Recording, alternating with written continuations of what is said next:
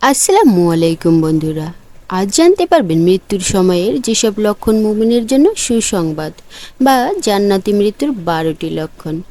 আল্লাহ তাআলা সকল ব্যক্তিকে জান্নাত দান করবেন, জাহান্নাম থেকে মুক্তি দিবেন, কিন্তু দুনিয়ার এই ধোঁকার জায়গায় কারা সফল?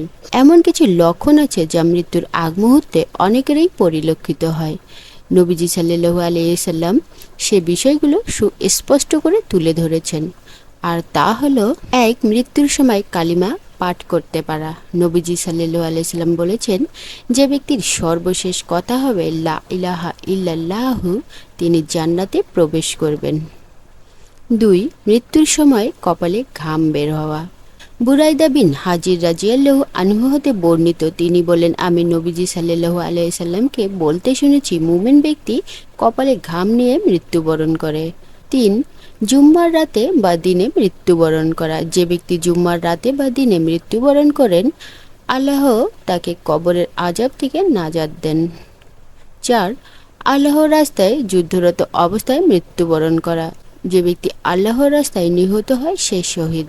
পাঁচ, প্লেগ রোগে মৃত্যুবরণ করা। প্লেগ রোগে মৃত্যু প্রত্যেক ঈমানদারের জন্য শাহাদাত। ছয়, যে কোনো পেটের পীড়াতে মৃত্যুবরণ করা।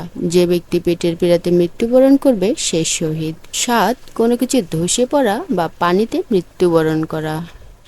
আট, গর্ভবতী অবস্থায় নারীর মৃত্যু।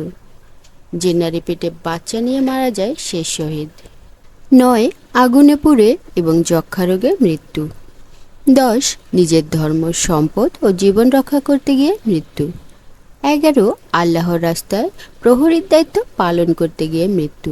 নবীজি সাল্লাল্লাহু আলাইহি সাল্লাম বলেছেন, একদিন এক রাত পাহারা দেয়া বা 1 মাস দিনের রোজা রাখা এবং রাতের নামাজ পড়ার চেয়ে উত্তম।